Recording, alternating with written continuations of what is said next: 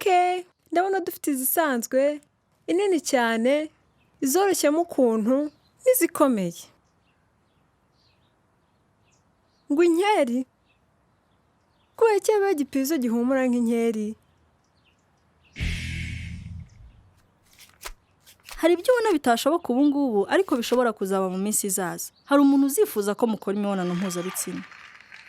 Ubwo nta kintu wibagiwe? Nibyo ni ngombwa, ariko ndi kuvuga ku dukingirizo. Ni byiza gukoresha udukingirizo igihe ukoze imibonano mpuzabitsina.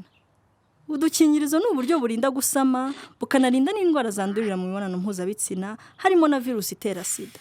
Okay, ndabibona ko ukeneye ubufasha. Reka noneho nkubwire uko wakoresha agakingirizo neza. Reba itariki kazarangiriraho kugira ngo wizere ko katarengeje igihe. Noneho ufungura agakingirizo. Ntugakoresha amenyo, umukasi cyangwa ikindi kintu gityaye kuko ushobora gukata agakingirizo.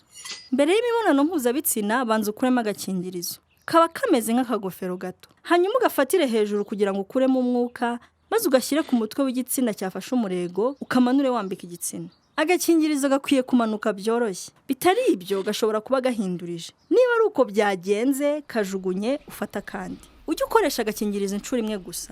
Nyuma yo kurangiza, kuramo igitsina cyawe kigifite umurego. Fatiraho agakingirizo kagera kugira ngo katavaho. Kuramo agakingirizo, ukazinge neza kugira ngo amasohoro agumemo.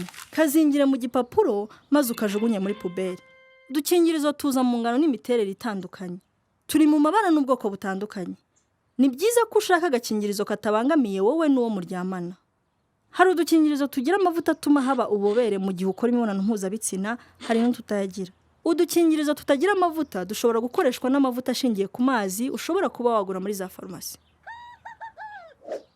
Ntuzigere ukoresha vaseline cyangwa andi mavuta yo kwisiga kuko ushobora kwangiza agakingirizo. Udukingirizo watugura mu maduka atandukanye, harimo na farumasi cyangwa za butike. Nta myaka umuntu agomba kuba afite isabwa cyangwa atarengeje kugira ngo agure udukingirizo.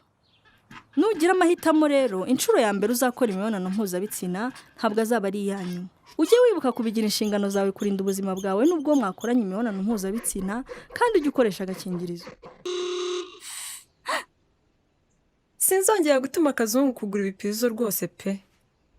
Naho ubutaha, ntibagirwe gusura urubuga rwanjye kuri Amaze.Africa cyangwa se ukansura kuri YouTube channel yanjye ukareba izindi video. Bye!